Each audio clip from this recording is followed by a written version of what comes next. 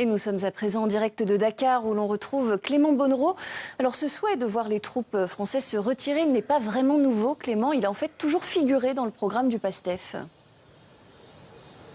Oui, absolument. C'était une promesse de campagne du président Bassirou Diomaye Faye, également une promesse de longue date du Premier ministre Ousmane Sonko, tous les deux qui ont fait, je le rappelle, du souverainisme l'un des axes principaux de leur politique. Ces déclarations du président Bassirou Diomaye Faye s'inscrivent donc finalement dans la continuité de leur volonté d'une relation rénovée, peut-être plus équilibrée avec la France. La France d'ailleurs qui de son côté, le sujet vient de le rappeler, a déjà entamé des discussions à ce sujet avec les différents pays africains concernés.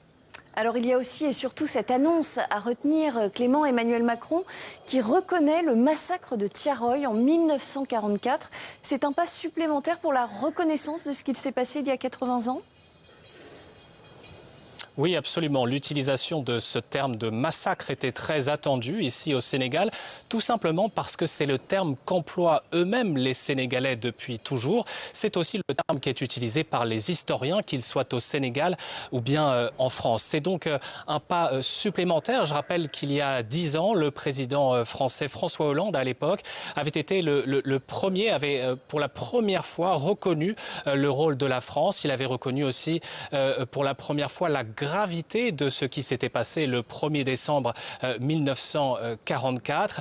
Mais à l'époque, il n'avait pas employé le mot de massacre. Il avait parlé, je cite, de répression sanglante en réponse à des revendications légitimes des tirailleurs sénégalais. Et alors qu'attendent aujourd'hui les Sénégalais? Cette reconnaissance est-elle finalement suffisante, Clément ?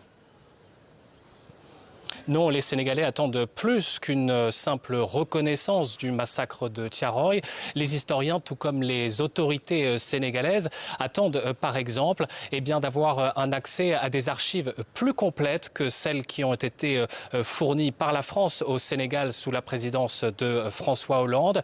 Il s'agit de lever le voile sur certaines zones d'ombre qui subsistent 80 ans après ce massacre de Thiaroye, à commencer par le nombre exact de tirailleurs tués. On ne connaît pas non plus leur nom, on ne sait pas non plus où ces tirailleurs ont été enterrés. Alors je rappelle qu'officiellement, entre 35 et 70 tirailleurs ont été tués par l'armée coloniale française, mais selon certains historiens, ce chiffre pourrait en réalité atteindre plusieurs centaines de personnes.